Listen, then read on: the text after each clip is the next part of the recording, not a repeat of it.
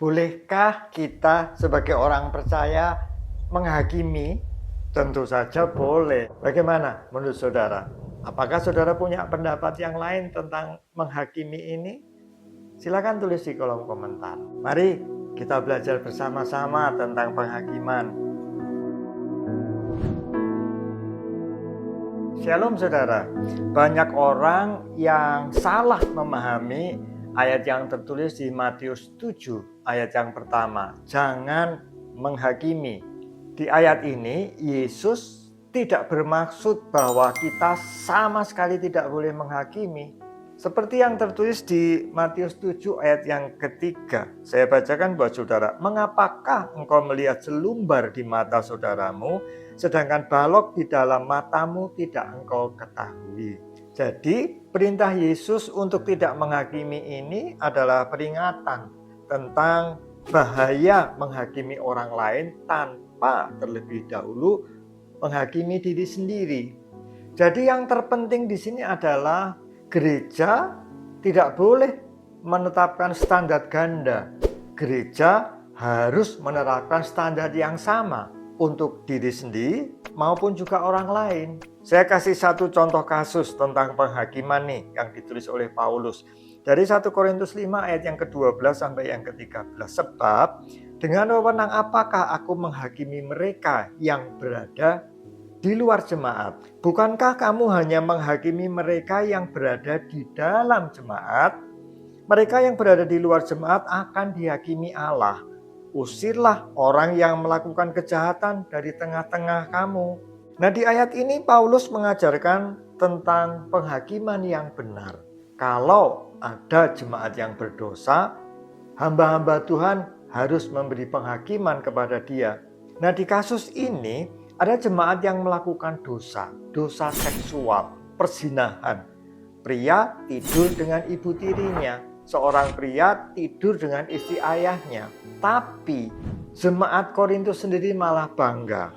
Bangga kenapa? Karena mereka bisa menerima orang yang melakukan dosa. Mereka bangga karena menganggap sikap menerima orang yang berdosa di dalam jemaat ini adalah satu kemajuan rohani.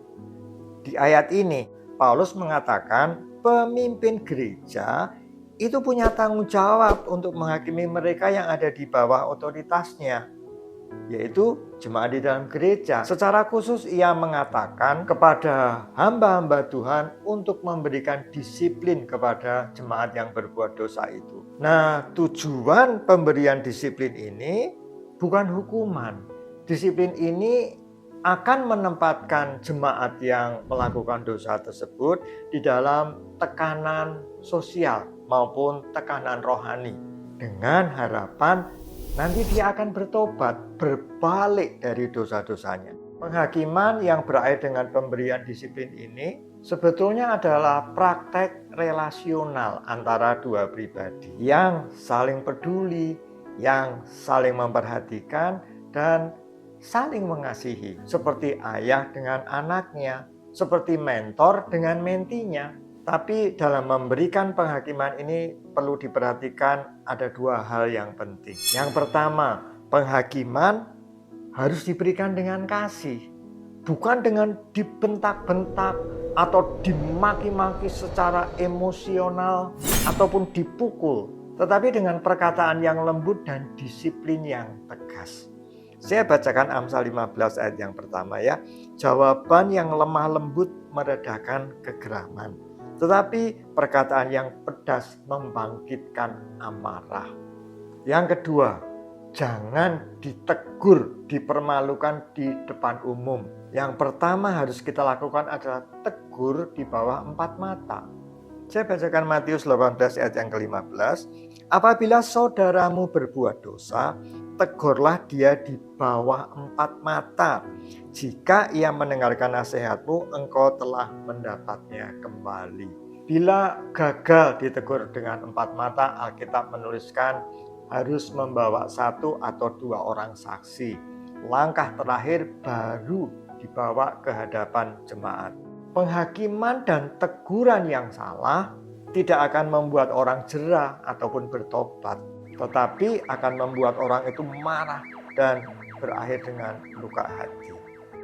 Jadi orang percaya boleh menghakimi.